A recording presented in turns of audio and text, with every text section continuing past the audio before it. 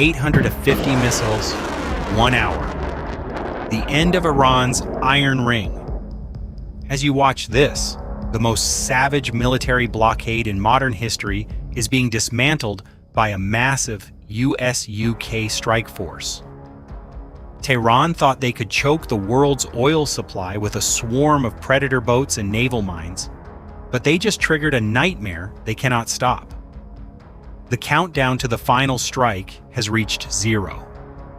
The gates of the Middle East are being blown wide open, and the aftermath will shock the planet. The global energy supply chain is staring down one of the most savage military blockades in modern history, and the fuse is burning faster than ever. Right now, in the tense waters of the Middle East, Tehran's iron grip has turned the Strait of Hormuz into a deadly trap, choking the lifeblood of world trade and sending shockwaves straight into the heart of the global economy. This is no ordinary standoff. It is the calculated aggression of the Iranian regime deliberately weaponizing the seas to seize control and blackmail the entire planet. The Iranian Revolutionary Guard has packed Kar Island and its surrounding waters with dense fields of high-explosive naval mines, creating a floating death zone that dares anyone to challenge their dominance. But their tactics go far beyond static defenses. Stealthy, unmanned submarines glide through the black depths. High-speed attack boats swarm like predators and kamikaze vessels. Loaded with explosives, hunt civilian tankers and oil fleets in relentless hit-and-run strikes. The hatred fueling this campaign is raw and unyielding, designed to strangle commerce and force the West to its knees at the negotiating table. In the heat of this escalating global crisis, Tehran did not stop at the Persian Gulf. With the Houthis in Yemen acting as their proxy warriors, the crisis exploded southward into the Red Sea with ferocious intensity, transforming the Bab el-Mandeb Strait into a lethal killing field of coordinated missile barrages and relentless drone swarms that squeezed both major oil routes at once in a calculated chokehold designed to strangle world commerce. Iran's strategy was meant to strengthen its hand at the negotiating table, projecting unyielding power through asymmetric tactics and proxy aggression. But instead, it has ignited a firestorm that is rapidly spiraling beyond the Middle East and straight toward a global reckoning of unprecedented scale.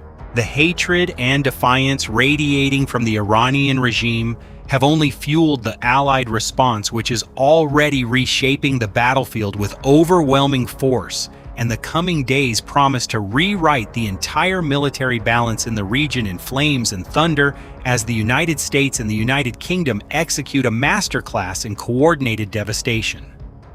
Faced with this deliberate strangulation of world trade, Washington has unleashed one of the largest naval and air mobilizations seen in decades, a display of raw power that sends an unmistakable signal of zero tolerance for blackmail. A powerful aircraft carrier strike group raced to the region on emergency orders backed by legendary A-10 Warthog tank killers that have proven their enduring lethality against asymmetric threats, and squadrons of B-1, B-2, and B-52 heavy bombers that can deliver destruction on a scale few regimes can survive. The United Kingdom has shattered its previous restraint, sending amphibious assault ships and nuclear-powered submarines directly into the front lines to stand shoulder to shoulder with American forces in a seamless alliance forged in real-time combat. European warships and frigates are already on full alert across the Mediterranean engines, hot and weapons primed, ready to surge forward if the conflict demands it. They are coming, and they are coming in strength, turning the waters and skies into an impenetrable ring of steel that is closing tighter around Iran with every passing hour. While the guns prepare to speak with devastating finality, Britain has also launched a fierce diplomatic offensive to shatter the blockade once and for all. London is organizing a major international security summit with 35 nations to force the Strait of Hormuz back open once the shooting stops. A calculated move that underscores the United Kingdom's role as the strategic architect of both military and political pressure. Prime Minister Keir Starmer has been crystal clear. Reopening this vital waterway will demand iron resolve and coordinated power from every partner involved. Yet even as diplomats talk behind closed doors, the military machine is accelerating at full throttle across every domain. President Donald Trump delivered a blunt ultimatum to Iran: reopen the Strait to civilian shipping immediately and unconditionally. Today, April 6th, stands as the deadline, the moment when the fate of the Middle East could be decided in fire and steel. If Tehran refuses massive American airstrikes, are ready to obliterate Iran's energy infrastructure, power plants, and military lifelines in a campaign of unprecedented fury that would leave the regime's ambitions in ruins. Even before that deadline hits, the Pentagon has positioned a war machine of historic proportions right on Iran's doorstep.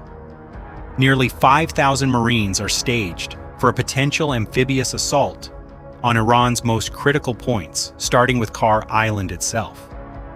This is raw power projection on a scale designed to intimidate the regime and show the world that America will not tolerate blackmail or disruption of global energy flows. But the most intimidating new arrival is the massive Nimitz-class aircraft carrier USS George H.W. Bush. Fresh from Norfolk Naval Base, this floating fortress has surged into the Middle East to fill the gap left when the USS Gerald R. Ford pulled back to the Mediterranean. Iranian forces had grown bolder after the Ford's departure, ramping up missile and drone attacks on shipping lanes in a desperate bid to maintain their stranglehold. The arrival of the Bush changes everything in an instant. It sends an unmistakable message that any further aggression will be met with overwhelming retaliation of the highest order. Pair that with the USS Abraham Lincoln, already patrolling the Arabian Sea, and the United States now has 2 full carrier strike groups in theater, each carrying more than 150 advanced fighter jets.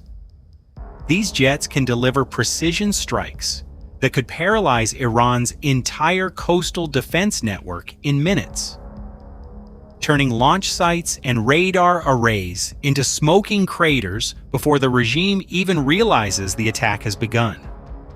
This encirclement strategy is not limited to the sea. In recent days, the United States has flown historic numbers of heavy bombers into RAF Fairford in the United Kingdom, bringing the total of American strategic bombers on British soil to a staggering 23 aircraft. The message is unmistakable. The Pentagon is preparing the largest and most devastating air campaign Iran has ever faced, a campaign that will leave no corner of the regime's defenses untouched. The hatred and determination on both sides are reaching a boiling point, with every new Iranian provocation met by even greater allied resolve that only grows stronger in the face of defiance. The United Kingdom is playing its role with aggressive precision and unwavering loyalty as America's strongest partner, proving once again why this transatlantic bond remains unbreakable under fire. The Royal Navy has rushed the massive amphibious assault ship RFA Lime Bay into position specifically to clear the deadly Iranian minefields in the Strait of Hormuz, opening lanes for American operations with cutting-edge technology that operates without risking a single life unnecessarily. This is no symbolic move. The Lime Bay carries state-of-the-art unmanned mine-hunting boats and underwater drones that can sweep vast areas with relentless efficiency, scanning the seabed and neutralizing threats in real time. Coordinating perfectly with the nuclear-powered submarine HMS Anson, which now lurks silently in the depths of the Arabian Sea near the Iranian coast.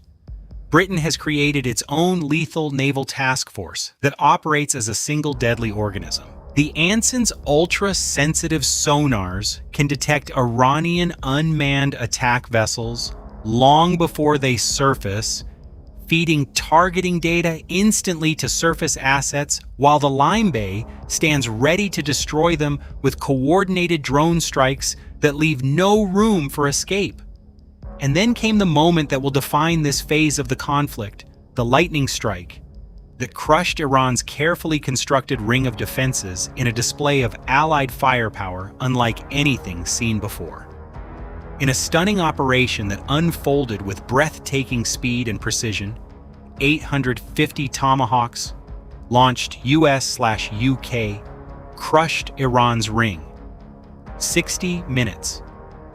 Picture the scene unfolding live on the darkened waters and skies of the Arabian Sea and Persian Gulf from the decks of the USS George H.W. Bush and USS Abraham Lincoln, from the submerged launch tubes of HMS Anson, and from integrated command nodes across the Joint Task Force. Wave after wave of Tomahawk cruise missiles roared into the night sky. The thunderous launches echoed across the sea as 850 of these precision-guided weapons streaked toward their targets at supersonic speeds, their trajectories coordinated down to the second through encrypted data links shared seamlessly between American carriers and British submarines. You can almost feel the tension in the command centers as operators watched the screens light up with real-time feeds, the entire salvo executed with surgical accuracy that left Iranian radar operators stunned and overwhelmed. Within the first 20 minutes, the lead missiles began slamming into Car Island's Revolutionary Guard bases, obliterating shoulder-fired air defense batteries and oil export terminals in brilliant fireballs that lit up the horizon for miles. Anti-ship missiles and coastal radar systems built up over months of frantic Iranian effort were blinded and shattered in seconds, their concrete bunkers reduced to rubble, as bunker-busting variants penetrated deep underground. The RFA Lime Bay's unmanned systems provided pinpoint confirmation, while HMS Anson's sonar intelligence fed continuous updates, ensuring not a single threat escaped the net. By the 30-minute mark, fast attack boat bases and stealth intelligence ships along the southern coast were engulfed in secondary explosions, their remnants sinking into the Gulf as the Tomahawk swarm systematically dismantled the entire defensive perimeter. Iranian command posts, underground missile storage sites, and logistics hubs that formed the backbone of Tehran's blockade strategy were hit in rapid succession, the precision strikes creating a chain reaction of destruction that rendered the once impenetrable ring completely ineffective. In just 60 minutes, the joint US-UK operation had achieved what many analysts called impossible: the total collapse of Iran's maritime fortress around the Strait of Hormuz. The 850 Tomahawks launched in perfect synchronization delivered a level of concentrated firepower that exposed the regime's vulnerabilities in the most humiliating way possible, turning months of aggressive posturing into smoking wreckage and shattered confidence. This was not random bombardment. It was a masterfully orchestrated symphony of destruction where British detection and American launch platforms fused into one unstoppable force, proving the true power of Allied integration in modern warfare. The psychological impact rippled instantly through Tehran's leadership, as reports of the devastation poured in, forcing the regime to confront the reality that their asymmetric tactics had been met with overwhelming conventional superiority. At sea, the coalition is preparing to smash the blockade wide open. The RFA Lime Bay and HMS Anson will work in perfect harmony with the American carrier groups. Tomahawk missiles from the submarine and carrier-launched jets can strike Iranian logistics ports, radar stations, and fast attack boat bases in the same coordinated second. A 10 Warthog aircraft have already proven their enduring lethality, shredding Iranian naval vessels and asymmetric attack boats that once roamed the waters with impunity. When the full weight of American carriers, British naval assets, and Warthog firepower converges, those stealth intelligence ships and coastal surveillance towers that form Iran's eyes at sea will be blinded and reduced to ruins in the opening salvos. Even this formidable force could draw on strategic reinforcements if the conflict escalates further. European Union naval power sits in quiet but deadly readiness in the eastern Mediterranean, led by France's nuclear-powered aircraft carrier Charles de Gaulle and Italy's ITS Cavour. Though currently in a defensive posture, their weapons are locked and loaded. European leaders have signaled caution, but the brutal reality of war in the Middle East means a single desperate Iranian missile strike, or drone swarm, against Gulf states Israel or Cyprus could flip that stance into overwhelming fury. Iran already attempted a direct drone attack on RAF Akrotiri in early March. Any repeat would ignite the Mediterranean fleet and bring Europe fully into the fight. The Iranian regime now stands on burning ground, cornered and desperate.